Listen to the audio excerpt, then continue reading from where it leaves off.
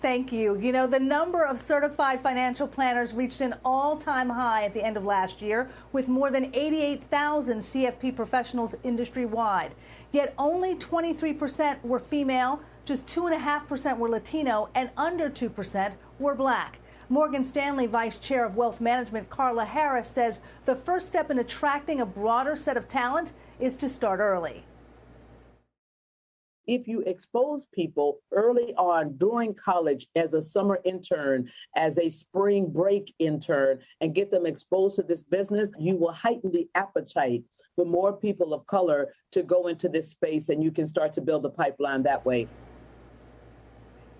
Her company, like many others, are recruiting interns and early career professionals from historically Black colleges and universities. Tim Jaron, Chief Distribution Officer at Northwestern Mutual, says his firm is also encouraging younger employees to take on leadership roles to make an impact in their communities. Leadership development is a big part of it. Mentoring, development, and coaching is a really important part of it, too, because this is really an apprentice-oriented business. You learn by doing. And we've started to see real traction.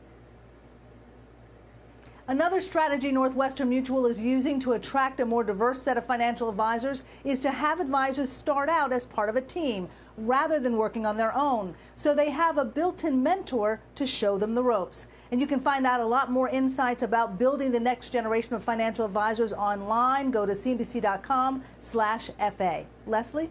Thank you, Sharon. Such an important story, and I hope to see you back in the office sometime soon.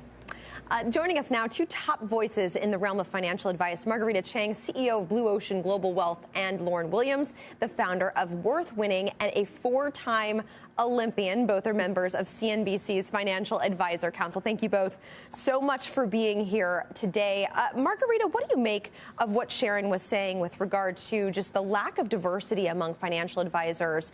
How important is it for there to be more diversity, and what does it mean for the ability to provide good advice for your clients? Well, sure. I think diversity, equity, inclusion in the financial advice profession is very important. And the reason why is we want our profession to reflect and represent those we serve. Personal finance is, after all, quite personal, and it is really important to have someone across the table that understands you, or as I say in air quote, gets you. That gets you. Speaking of people who get you, Lauryn, you advise a lot of young professionals. And I read in the producer's notes that you say that these young professionals should be focused on estate planning right now. Why is that? Why start planning for your estate right now when you're young and working and, focused on other things? Yeah, after COVID, we've seen so many unexpected things, play out over the last year.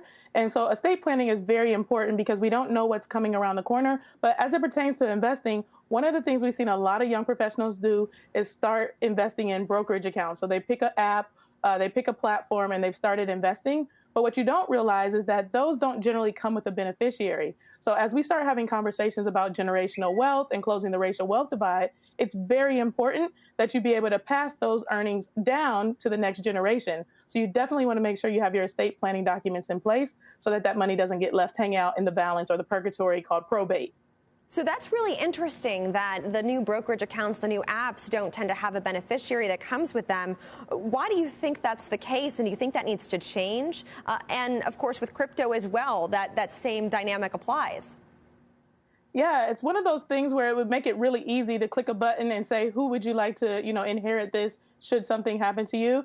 It's very standard for IRAs, other retirement accounts, but it's not standard for brokerage accounts. And so it's really important that people be thinking about that. And cryptocurrency is so hard to trace and track that you definitely want to have some estate planning documents in place so that you know where your key should go and so how someone else can access those funds should you pass away. And Marguerita, real quickly, for the few people that have been actually having babies out there in the pandemic with birth rates declining and so forth, you say they should already start focusing on saving for college super quickly because we're running up against time. Absolutely. To open a 529 account, you need your baby's name, date of birth, and social security number. And the reason why 529s can be so powerful is because some states offer benefits, but then you can take advantage of dollar cost averaging, time value of money, and tax-free growth. Lauren, are you advising the same thing for your young professionals out there who may be in that stage of life? Definitely. It's a great way to be able to take advantage of education funding and really be able to plan for the future. Shepard Smith here. Thanks for watching CNBC on YouTube.